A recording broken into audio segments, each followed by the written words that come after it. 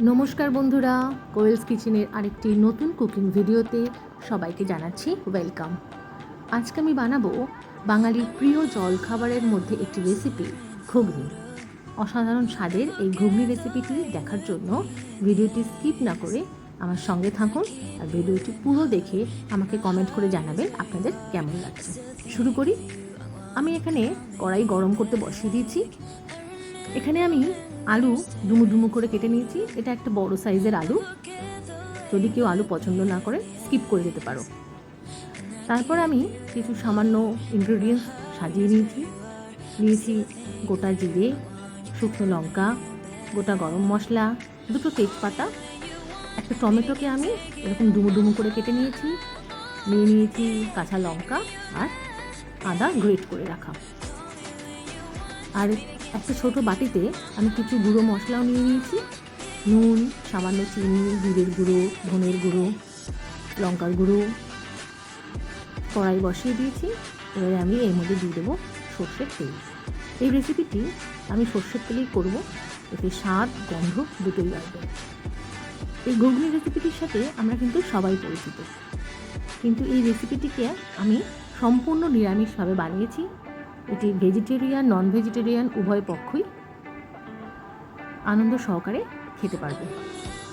তেল বসিয়ে দেওয়ার পর তেলটা গরম হয়েছে, আমি একটু ভালো করে তেলটা কড়াইয়ের মধ্যে মিশিয়ে নিচ্ছি।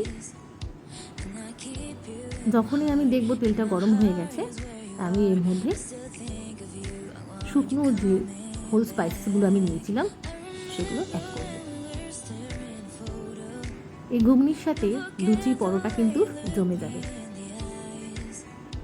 এবার আমি এক এক করে যে গোটা গরম মশলাগুলো ছিল,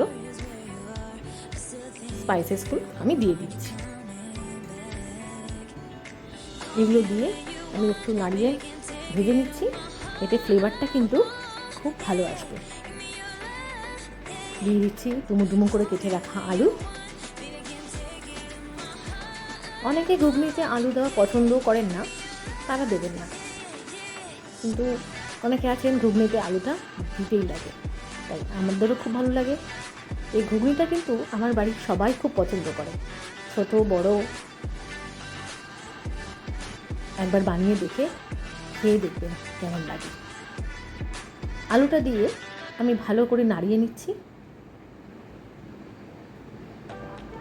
আলুটা ভাজতে আমি কিছুক্ষণ টাইম নেব।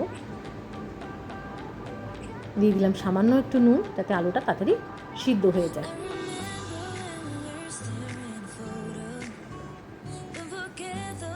আমারও একটু ভালো করে নাড়িয়ে নিচ্ছি।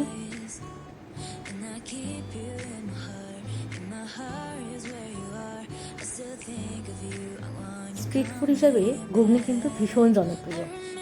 গরম গরম ঘুগনি, তার সাথে ডিম সিদ্ধ, এরকম হলে আর কিচ্ছু লাগে না। আমি যে গুঁড়ো মশলাগুলো রেখেছিলাম বাটিতে, তার মধ্যে সামান্য জল দিয়ে আমি একটা পেস্ট তৈরি করে নিচ্ছি। কিছুক্ষণ ভিজিয়ে রাখবো। আপনারা চাইলে কড়াইয়ের মধ্যেও দিয়েও মশলাগুলো কষতে পারেন, কিন্তু আমার কাছে এরকম বাটির মধ্যে সব মশলাগুলো এক জায়গায় মিশিয়ে জলের সাথে, এতে মনে হয় মশলার যে টেস্টটা সেটা দ্বিগুণ বেড়ে যায়। এবারে আমি অ্যাড করবো ওই ডুমু ডুমু করে টমেটোগুলো কেটে রেখেছিলাম, টমেটোগুলো ভালো করে নাড়িয়ে নেব। যেহেতু টমেটোগুলো একটু বড় বড় করে কেটেছি, তাই আলুর সঙ্গে টমেটোটাও আমি কিছুক্ষণ কড়াইতে ভেজে নেব। বেশ খানিকক্ষণ নাড়িয়ে নিচ্ছি।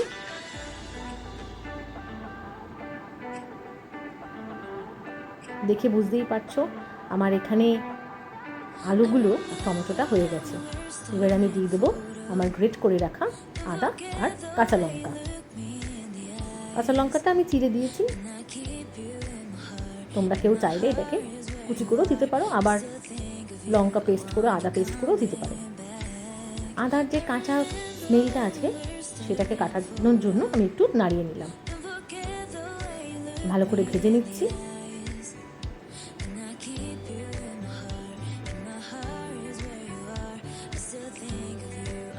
এবার আমি এর মধ্যে মিশিয়ে রাখা যে মশলাগুলো নিয়েছিলাম সেগুলো দিয়ে দিচ্ছি। বাটি ধোয়া জলটাও কিন্তু দেবো, ওর মধ্যেও কিন্তু অনেক মশলা লেগে আছে, তাই এটাকে একদম অপচয় করা যাবে না।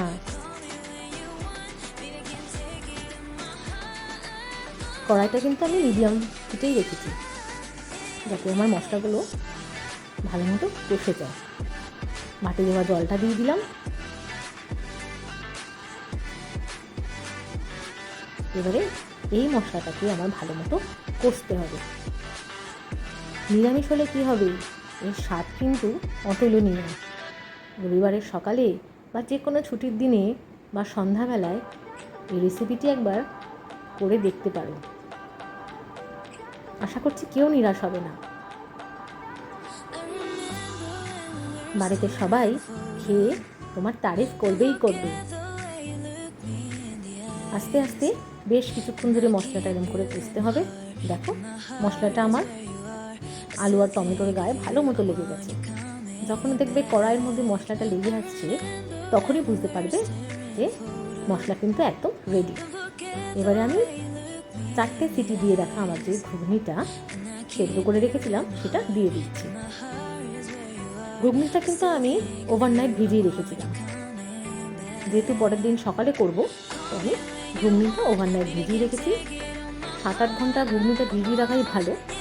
কিন্তু যদি কারোর সময় না থাকে, সে কিন্তু 4-5 ঘন্টাও ভিজিয়ে রাখতে পারে। দেখো ঘুগনিতে আমার বয়েল শুরু হয়ে গেছে। মিডিয়াম হিটে রান্নাটা হবে। এবারে আমি ঢাকনা দিয়ে দিচ্ছি, যাতে আলু আর ঘুগনির মধ্যে মশলাগুলো ভালো মতো ঢুকে যায়। প্রায় 10 মিনিট পর ঢাকনাটা খুলে নিয়ে দেখছি জল অনেকটাই টেনে গেছে, আর আমার ঘুগনির গন্ধটা কিন্তু খুব সুন্দর বেরিয়েছে। ভালো করে মিশিয়ে নিচ্ছি। এর মধ্যে অবশ্যই একবার নুন আর মিষ্টিটা চেক করে নেব। যদি মনে হয় যে আর একটু জল টানাবে, তবে জল টানাতে পারো। একদম রেডি হয়ে গেছে আমার রবিবারের সকালের ঘুগনি। ঘুগনি থেকে আমি কিছু ইনগ্রিডিয়েন্টস দিয়ে সাজিয়ে নেব, ধনেপাতা, লেবু, পেঁয়াজ কুচি, লঙ্কা কুচি। তো চলো এবারে ঘুগনিটি আমরা সাজিয়ে নেব। প্রথমেই আমি ঘুগনির মধ্যে দিয়ে দেবো পেঁয়াজ কুচি। প্রথমে আমি বলেছি যে ভেজিটেরিয়ান নন ভেজিটেরিয়ান সবাই খেতে পারবে। যারা ভেজিটেরিয়ান তারা পেঁয়াজটাকে স্কিপ করে যাবে। দেখো আমি 2-3টে লঙ্কা কুচি দিয়েছি, ধনেপাতা কুচি দিয়েছি। এবারে আমি দেবো সামান্য লেবুর রস। ঘুগনি কিন্তু ঝাল ঝাল টকটকি ভাল লাগে, তাই না বন্ধুরা? বাড়িতে অবশ্যই এরম করে ট্রাই করবে। এখানে আমার ঘুগনির রেসিপিটি একদম রেডি। অনুষ্ঠান বাড়িতে জমে যাবে।